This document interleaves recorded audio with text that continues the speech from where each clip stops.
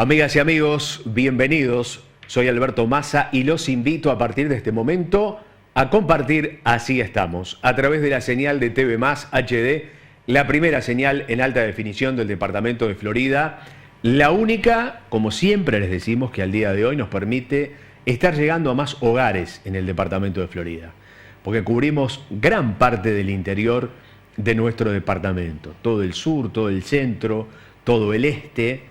Los demás nos ven bajo otras vías, pero dentro de 2 o 3 días. Así que si está viendo este programa, ya salió al aire por TV Más hace 3 o 4 días más o menos. Pero lo interesante es encontrarnos un día sí y otro también, por suerte, con televidentes de la señal de TV Más, que como siempre les mencionamos, no solamente ven el programa, lo cual nos alegra enormemente. Por ejemplo, gracias a la gente del Hogar de Ancianos que estuvieron el otro día por aquí, porque hay nuevos socios del Hogar de Ancianos que estuvieron mirando el programa. Y como se enteraron de que hay una campaña para nuevos socios, se fueron a hacer socios. Entonces, nosotros decíamos, había un comunicador que ya no tiene más el programa, hablaba de sus 8 televidentes, Sánchez Padilla. Bueno, nosotros creo que tenemos por lo menos un poquito más de los 8 son porque se hicieron nuevos socios del Hogar de Ancianos. Y eso realmente nos gratifica muchísimo, porque para quienes intentamos hacer este tipo de periodismo en el interior, sobre todo de nuestro país, donde todo es más cuesta arriba, donde lógicamente el mercado se satura mucho más rápido, nosotros estamos y estaremos eternamente agradecidos de todas aquellas empresas que nos han apoyado desde el primer momento y que nos han permitido llegar hoy a nuestra 8ª temporada. Les vamos a reiterar también esto. Este año estamos cumpliendo nuestro 8º año en forma ininterrumpida, porque aún en verano Así Estamos ha seguido al aire. Por lo tanto, estamos sumamente agradecidos de quienes nos han apoyado y de todos ustedes que ven el programa, que ven la programación de TV Más y que lógicamente ese boca a boca, ese ida y vuelta de lo que se analiza en esta señal, a nosotros también nos permite potenciar el producto. Hoy, con una presencia, como siempre, especial, la doctora Nora García. Con ella estaremos hablando en instantes nada más, antes de hacer un pequeño comentario, porque hay temas que nos conmueven, nos mueven.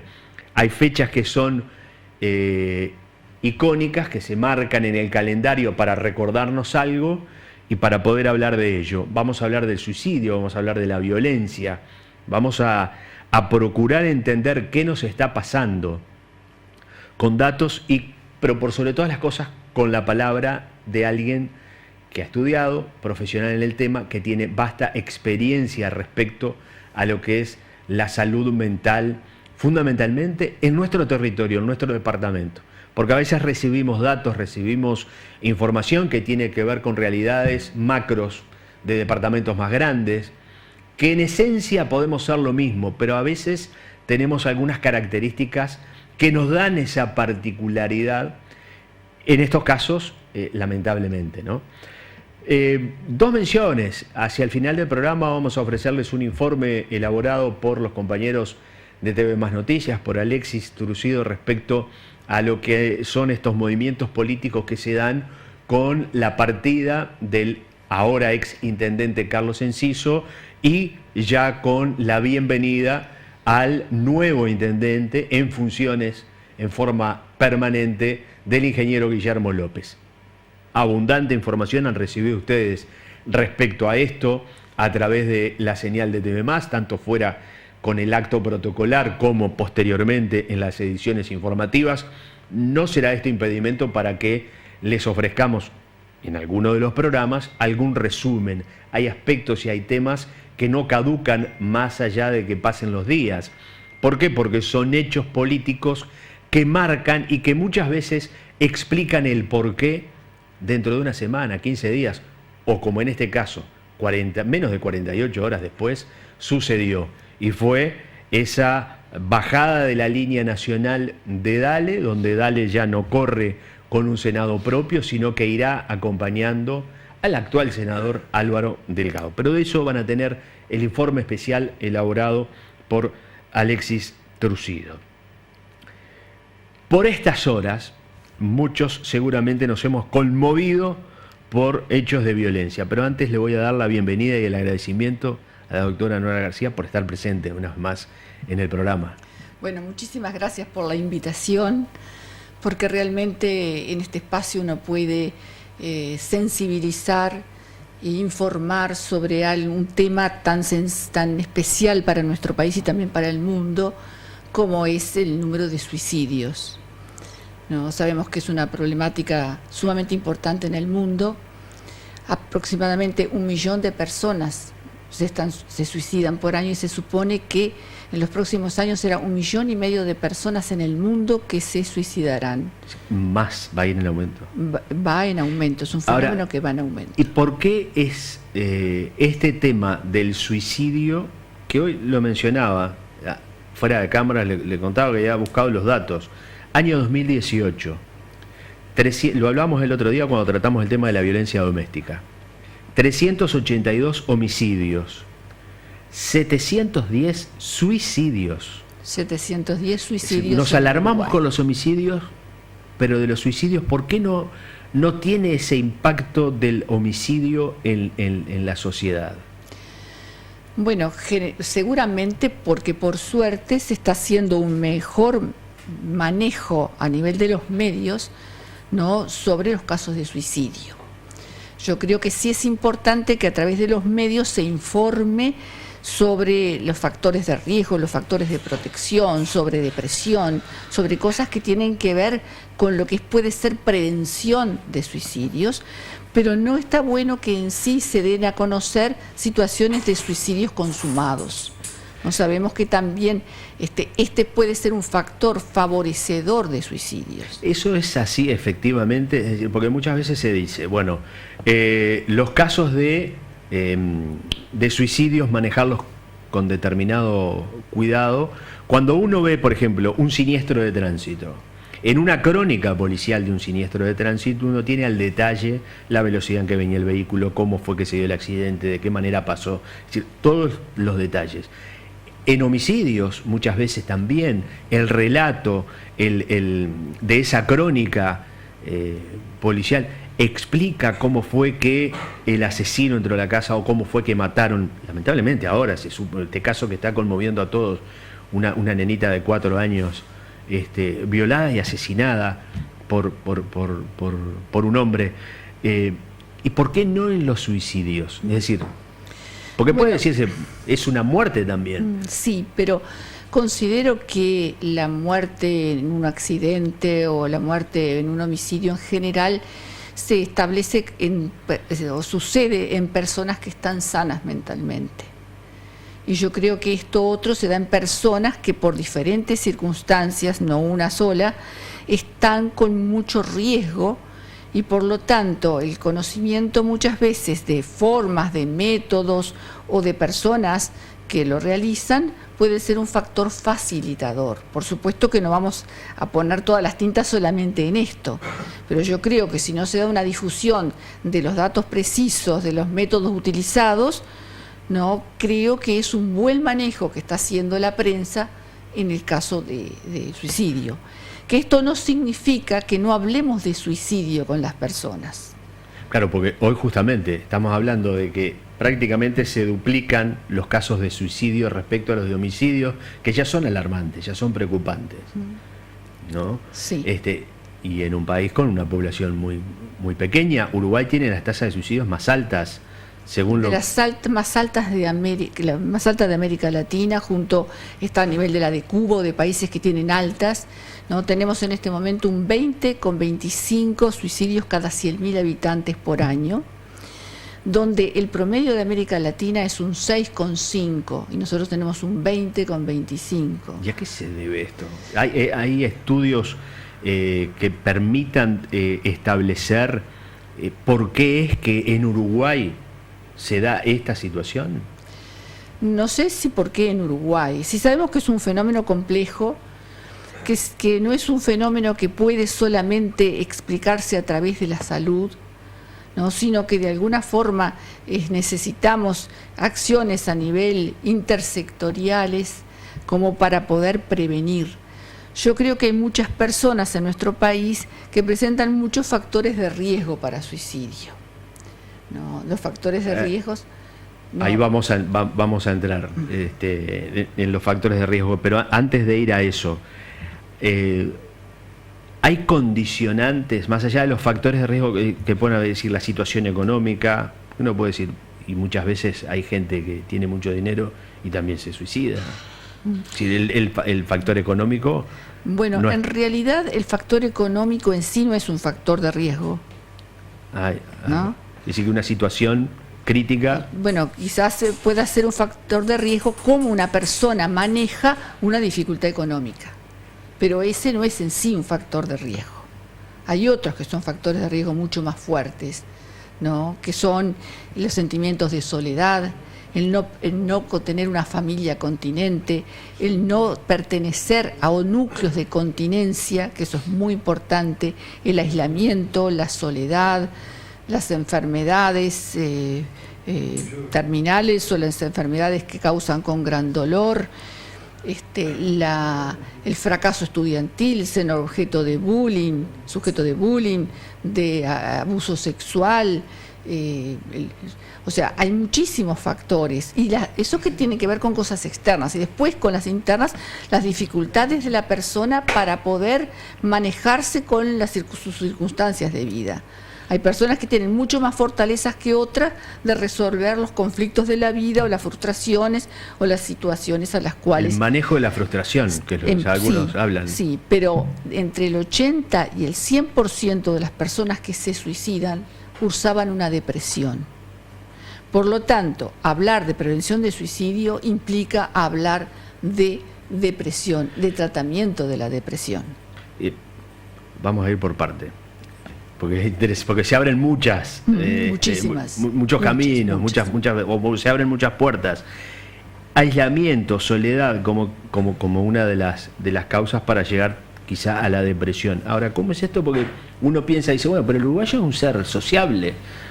Nos autodefinimos como sociables, como que tenemos gente con la que hablar, tenemos amigos. Bueno, ¿o es una careta, que es una fachada que tenemos? No. Creo que esos son los que están de alguna forma con factores de protección, porque los factores de riesgo son como el negativo de los factores de protección y viceversa.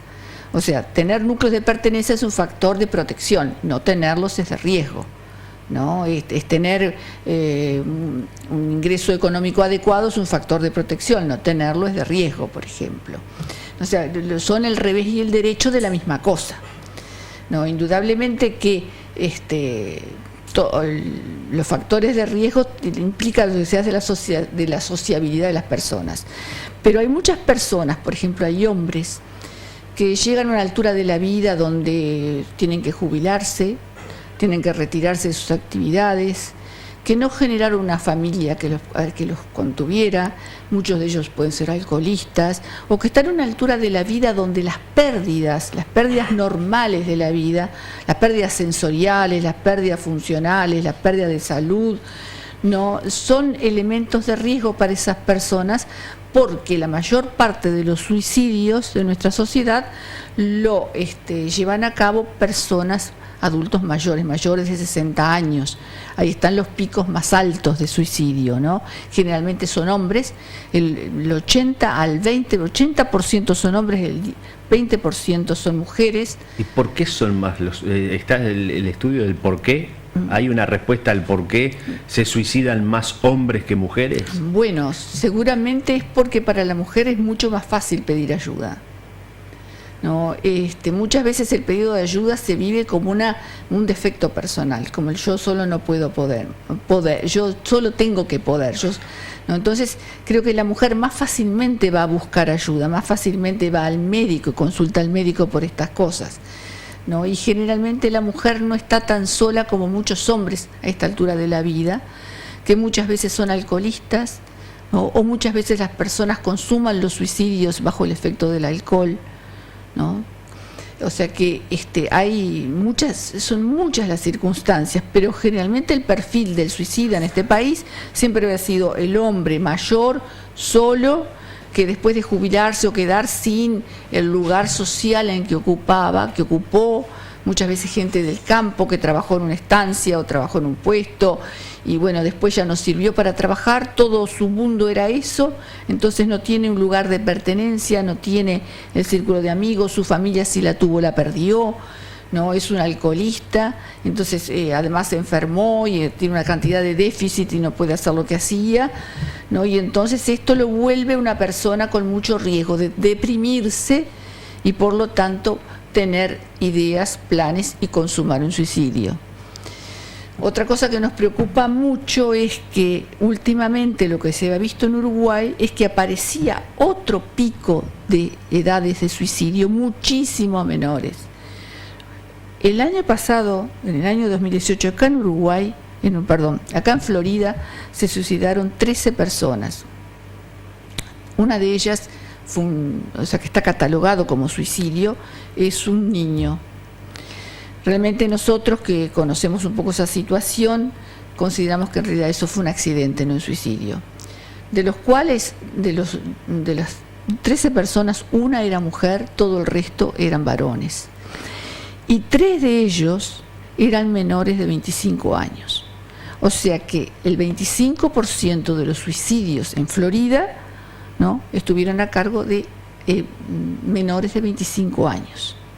¿No? Por eso de alguna forma también ha sido súper importante, es súper importante a los que conformamos la Comisión Departamental de Prevención de Suicidio, hacer instancias de sensibilización, concientización y capacitación a personas que están en contacto con adolescentes. ¿Y eso se está haciendo? Eso se está haciendo. Incursionamos, ya que lo mencionó, vamos a incursionar. ¿Cómo se está trabajando con que sean profesores, docentes? Bueno, en la última coordinación del IMO había alrededor de 80 profesores, ¿no?, con el cual hicimos la Comisión de Prevención de Suicidio, hicimos una jornada de esta instancia, y el próximo 7 de agosto la vamos a repetir en una coordinación con los profesores del liceo número 3. ¿Y qué es lo que se plantea allí en estas instancias? Lo que se plantea es que los docentes puedan conocer sobre el tema y tener una detección precoz de factores de riesgo. ¿Se pueden tener con qué elementos? ¿Qué son los elementos que se aplican para que...? Porque, lo mismo que le pueden transmitir a un docente le puede estar sirviendo a un padre que nos está viendo ahora. Por supuesto que sí.